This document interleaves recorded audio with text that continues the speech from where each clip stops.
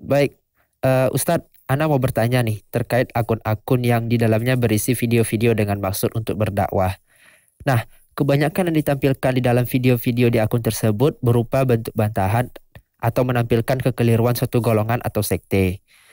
Tapi yang jadi masalahnya, terkadang di dalam postingan tersebut, si admin tersebut menggunakan bahasa-bahasa yang kurang baik, entah itu pada caption postingan, story Instagram, maupun saat ia menjawab komentar. Mohon nasihat Ustadz terkait hal demikian.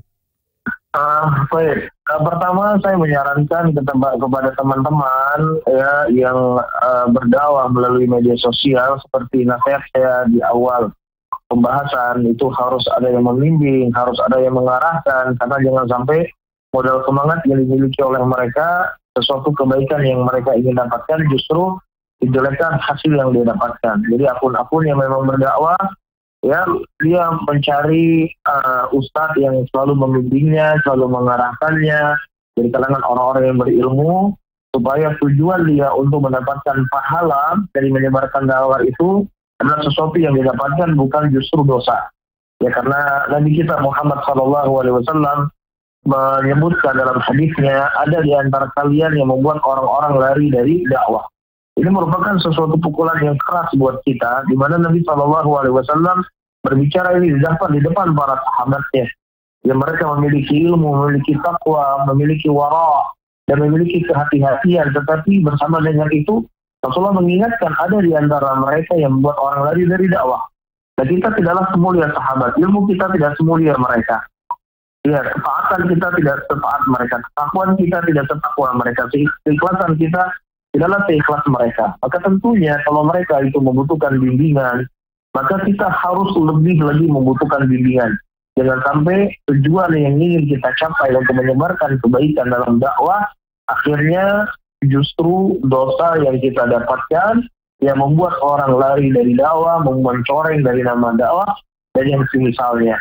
Baik, ini hal yang perlu untuk sangat diperhatikan, terlebih kepada teman-teman yang sudah memiliki follower yang banyak. Ya, jangan sampai lupa daratan, akhirnya dia beristiak sendiri, dia berinovasi sendiri, dia membantah sendiri, dan semisalnya.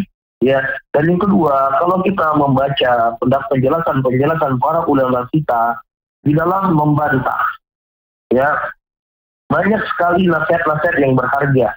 Ya, mungkin teman-teman itu harus mempelajari pembahasan ini secara mendetail. Ya, bagaimana para ulama kita, mereka menasihati kita ketika kita membantah, tujuan kita adalah untuk kebaikan kepada orang yang kita bantah. Ya, tujuannya adalah untuk Allah. Tujuannya supaya mereka bisa bertaubat. Tujuannya mereka supaya bisa kembali kepada Allah, bukan untuk membuka aib, bukan untuk merendahkan, bukan untuk menjatuhkan, atau beraneka ragam tujuan-tujuan yang lainnya. Ketika kita menyampaikan dakwah ini, kita berhadapan langsung dengan Allah Subhanahu wa Ta'ala. Allah yang menilai kita, Allah yang tahu apa isi hati kita. Maka disebutkan oleh Imam Muzahab di dalam kitab Al-Mawqidhah beliau, seseorang ketika membantah, maka dia harus memiliki ilmu yang sempurna, dia memiliki wara, ya, yang sempurna pula. Jadi jangan sampai ya dia menjadikan membantah kekeliruan orang ini sebagai jembatan untuk menjatuhkan orang lain, sebagai jembatan untuk membuka aib orang lain, sebagai jembatan untuk menghibah orang lain.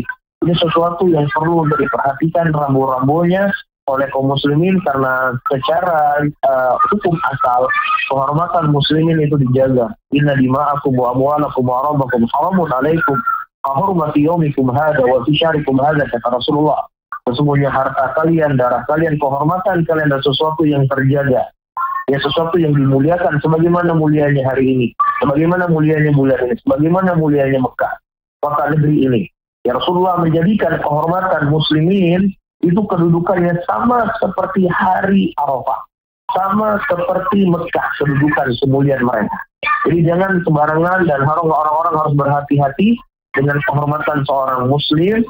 Ya, dia boleh membicarakan tentang kekeliruan dan kesalahan atau kehormatan seseorang dengan batasan-batasan dan timbangan-timbangan yang telah diatur dalam syariat Islam, bukan hanya sekedar membantah, bukan semaunya kita, kapan maunya kita, tanpa memperhatikan al-maslahat dan mafsadah. Karena itu, ya teman-teman harus memiliki ustaz atau memiliki orang yang berilmu yang selalu membimbingnya, dalam dia menyebarkan dakwah. Kemudian yang ketiga yang ingin saya ingatkan, ada sebagian akun-akun terkadang mereka membantah seseorang atau membantah sebuah kelompok dengan potongan video, yang potongan video itu ada suara musiknya, potongan video itu ada aurat wanitanya, ya apa yang semisalnya. Ini hal yang nggak dibolehkan. Kita tidak boleh mencegah sebuah kemungkaran dengan kemungkaran yang semisalnya.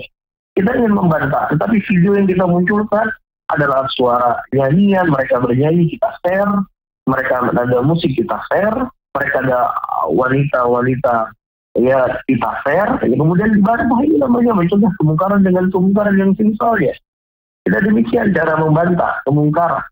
Ya, justru ada orang yang mendengar bantahan kita, dia justru yang lebih terlena kepada auratnya, lebih terlena dengan lagunya, dengan musiknya, dibandingkan dengan bantahan itu sendiri. Inilah hal yang saya sebutkan tadi.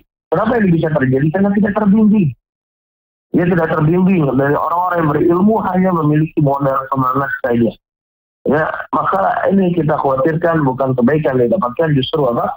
Kerusakan yang telah diisyaratkan oleh Nabi ada di antara orang-orang yang membuat orang lari dari dakwah atau dari kebaikan itu sendiri. Allah Alam. Baik Ustadz, mungkin satu pertanyaan lagi nih.